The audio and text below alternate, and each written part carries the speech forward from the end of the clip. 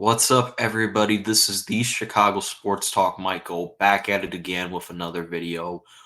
As you can tell, I'm kind of sick and I'm kind of under the weather, so that's why I have my glasses on and not some contacts. And if you already don't know, I have a green screen with me. So look forward to. I mean, this isn't a permanent background that I'll do, but this is going to be a temporarily background until I can get everything in store. So I want to tell, but let's get right into the video. So I want to remind everybody, including if you're pro Fields or anti Fields, I just want to let you guys know about how important this offseason is for Ryan Poles and head coach Matt Eberflus on whatever they do. Because the simple fact that Caleb has declared right now for the NFL draft. And obviously, they're going to do some scouting reports on the dude to see if he can be the guy going forward with that first overall pick. Or there's going to be desperate teams that are in this draft to trade up to get Caleb Williams. And I just want to remind everybody that it's important that Ryan Poles gets it right because his job is on the line. Same with Matt Eberflus next year because our president owner, Kevin Warren, has already come out and said that he wants this team to have success as soon as next season. So it's playoffs or bust. Now, the question you have to ask yourself is Justin Fields the guy? And if he's not, do you go in that Caleb Williams direction? Now let's talk about Caleb Williams just for a second. Caleb Williams, I've said this before, he has similar traits to Justin Fields. Not all, but some similar traits that Justin Fields has. Basically, you're getting a separate version of the guy that you already have in year three. The different, not year three, year four. The difference being is Caleb is an unproven rookie. Um, and people love to use the word Caleb is generational. You cannot pass up on a guy like Caleb Williams. Now, I want to debunk the Caleb Williams generational talk because of the simple fact that Caleb Williams is not generational. Is he great? Yes. Is he generational like a Andrew Luck is? No. Andrew Luck was the only quarterback known to mine to live up to the expectations of being a generational talent. Andrew Luck is a prime example of somebody who lived up to the expectations of being generational. Now, people want to say that Trevor Lawrence can be considered generational. He's great. He's not generational.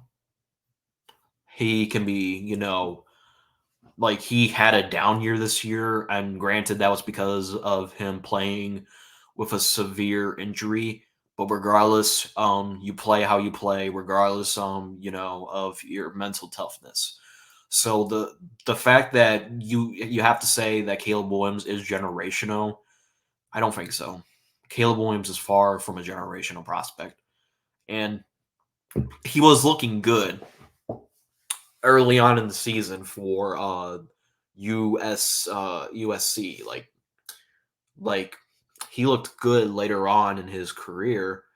No, not his career. The final year until that Notre Dame game basically exposed Caleb Williams for what he truly is. And if you look, there's a stat sheet. You can go look for yourself. It's Caleb Williams stats against top tier, top 25 defenses and non-top 25. Now, non-25 is actually perfect stats, but when we're talking about top 25 defenses, Caleb Williams struggles. And the NFC is not going to be not the NFC North is going to be not wide open because you have the Packers who look like they got something together. Now, granted, I want to see Love do it again to confirm that he is indeed their franchise. Kirk Cousins, I think the Vikings are a quarterback away from being a possible threat in this division. And as far as the Lions go, they may look like front runners of this division. So the simple fact that Brian Poles has to get this right, it's the biggest decision because if Caleb flops or you trade that first overall pick and Fields does not turn out to be what you want him to be, Ryan Poles and Matt Eberflus, I repeat, will not be here in the 2025 NFL offseason if this blows up in their faces either way. Because of the simple fact that, just remember this, folks, just because you let your general manager and head coach pick their quarterback does not mean your job is safe whatsoever. Because this organization already wants a Super Bowl as soon as, I wouldn't say a Super Bowl, but they want to have success as soon as next year. And whether that's Caleb Williams, whether that's Justin Fields, whether that's Drake May, whether that's Jalen Daniels or Michael Penix, or they potentially can sign Kirk Cousins and have the rookie sit behind him, regardless how you feel, this is the most biggest offseason of both Ryan Poles and Matt Eberflus's career. And they're obviously going to do their homework on all the quarterbacks. And trust me when I say this, there's going to be teams in this draft that are going to call the Bears and they want to they're going to want to trade up for that first overall pick. So I want you to take Justin Fields out of the conversation for just a moment and think of the bigger picture, because this is not Justin Fields versus Caleb Williams like many people want to say it is. It's really Caleb Williams and a second and a third versus 3 first-round picks and a player of, because we all know Ryan Poles will try to fleece an organization again, only this time he's going to get a lot out of that first overall pick. And I want any of these quarterbacks to be in a position where they can succeed, even if the Bears are trash next year and they fire everybody, that they are indeed having 2 top picks in the NFL draft. And I believe next year is going to be will be that first overall pick. So you got to think out of the big picture for just a moment, because take Fields out of the equation for just a moment. I'm sorry. If I'm Ryan Poles and I still want to take a quarterback, if I don't believe Fields is my guy, I'm still taking that haul, because I want the quarterback to be in a position where they can succeed from day one. I don't want a quarterback coming in a bad situation, because that ruins his development. Because we did it with Mitch Trubisky. We did it with Justin Fields early on in his career, depending on what happens with him. And trust me when I say this, and I kind of predicted this future, Caleb Williams, if he were to get drafted and the Bears have a terrible season, you're going to get fans that say that Matt Eberflus is ruining Caleb Williams' development along with Ryan Poles. And both Ryan Poles and Matt Eberflus will be canned if it blows up in their faces. And then the new general manager and head coach will come in that didn't draft Caleb Williams. And then people will say, hey, we see some progress here and there, but let's see next year. And then the next year, people are going to say Caleb's a bust. And then they're going to say, let's draft Arch Manning. Folks, we got to think logical. We got to build the team first before we worry about the quarterback position.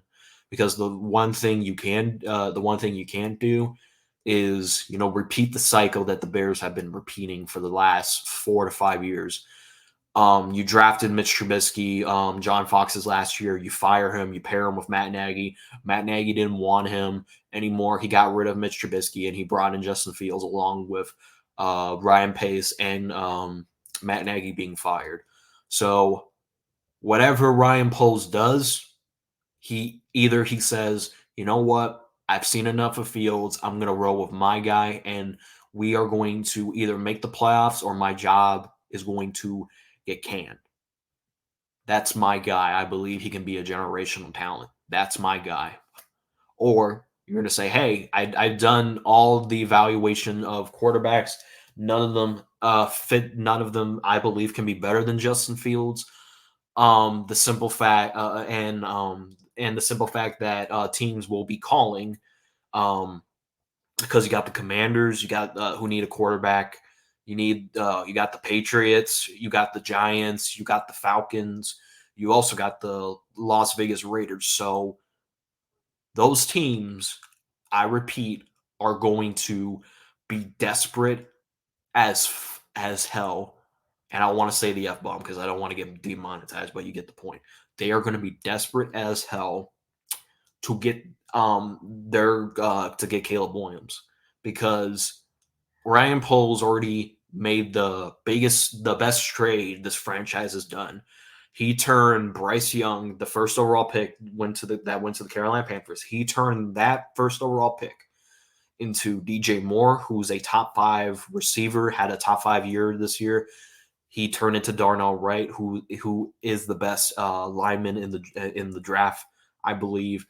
And he drafted Tyreek Stevenson, which is a promising corner, I believe, and he's going to be very special next year. So